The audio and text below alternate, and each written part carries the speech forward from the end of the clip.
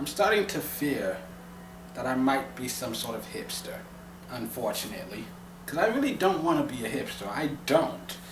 But through most of my life, it feels like, I'm starting to get to the point where I realize like everything that everybody else loves, I loved it first. Like Chris Pratt, I've been a fan of his since he played Bright Abbott on Everwood, and now suddenly he's starred and everyone loses their shit, and I'm like I've been a fan of his for like the past 10 years, okay? And then, I have literally followed Anna Sophia Robb's entire career. And now suddenly, you start having people like, ooh, I was watching this movie the other day and there was this really hot girl. I think her name was like Anna Sophia something. And have you ever heard of her? And I'm like, bitch, I've been telling you about her for the last 6 years. And then there's like Jennifer Lawrence. Like I started watching her because like I was flipping through the channels one day and I stumbled on the Bill Engvall show and I stopped the remote just because there was this really hot girl there. And so I watched the Bill Engvall show just to see her. There was a lot. Have you ever seen The Poker House? Great movie. You should check it out. And then suddenly she's in the Hunger Games and now suddenly everybody's like, oh my God, J-Lo! And now we have this movie, which unfortunately is one of just many movies in my collection that it seems like nobody's heard of them.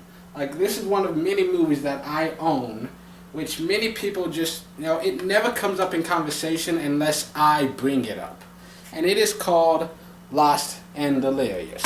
But I know I'm not the only one who watched it, because the reason I discovered this movie in the first place is because when I was in high school, back in the early days of YouTube, I was watching a movie, and before the movie there were like previews, and on one of those previews there was this song which I really loved, and I'm like, what is that song? And so I went online and I like typed in the lyrics trying to find the song, and I stumbled onto a YouTube video which was a music video that a fan had made combining that song with clips from this movie, and that's how I discovered it.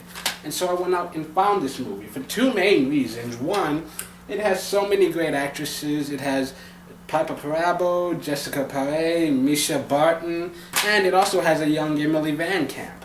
And all of them have gone on to have prolific careers. This was made way, way long ago, back in 2001. And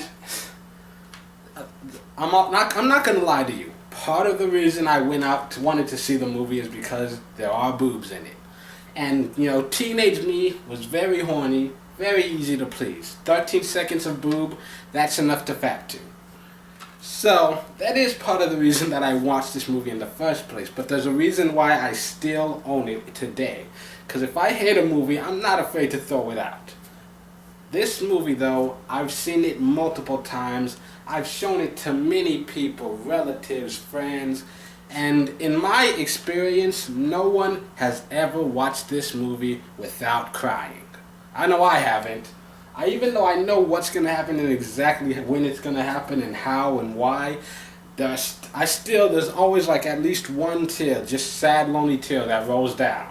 Sometimes even before anything happens, just because I know it's going to happen. Even in the happy parts of the movie, it's like, oh, why couldn't it have stayed like this? I know where this is going. Sad tear.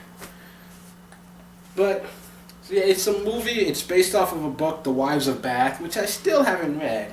Every time I watch this movie, I tell myself I'm going to find that book and I'm going to read it. Still haven't looked at it yet. But it's based on a book called The Wives of Bath by Susan Swan. And it's about a girl. It's Misha Barton. She plays the main character, a girl named Mouse. That's not her actual name. It's Mary Bradford. Her nickname is Mouse. And she goes to this kind of exclusive boarding school, college thing. And it's an all-girls school. And she has two roommates, played by Piper and Piper and Jessica. What are their names? Oh yeah, Victoria and Pauline, who go by Polly and Tori. And so they are her roommates, and they are also lovers. They intermingle with each other. Why am I censoring myself? They fuck each other on a nightly basis. and that's where you see some of the boobies. But this movie isn't just about the boobies. The boobies are nice. I'm glad that they're in there. But this movie, it's a love story because, you know, the core of the story is like the pain of first love, and because, you know, you've got Paulie and Tori, they're together and they're in love with each other. Unfortunately, it kind of gets leaked out that they're together, and nobody is okay with it. Not even Tori. And things just go horribly wrong.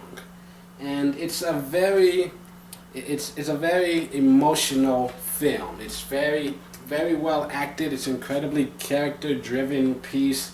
And I'm not going to say it's a perfect film. There are a lot of little things here and there where I don't necessarily agree with a certain choice they made as far as editing is concerned mostly. But I love the story.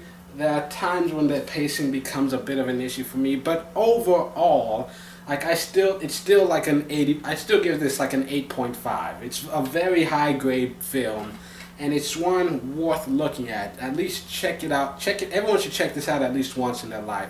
It's just a beautiful story, which I feel like most of us, like if you had any sort of high school romance and you got your ass dumped, like most of us do, you know, you probably understand what it can feel like. You know, what some people go through. You know, it's something that just about everybody goes through.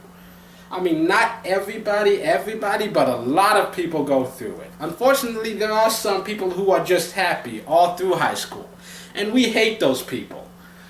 But for the rest of us normal human beings, this is a great fucking movie, and it's worth looking at. It's worth checking out. You know, it's one of those movies that, like, honestly, I don't like talking about it as much, but I always end up bringing it up and mentioning it because it's something that needs to be talked about. It's a great movie that needs to be seen, and it's also a Canadian film, if that makes any difference to the people watching you. So, yeah. Give it a try, won't you?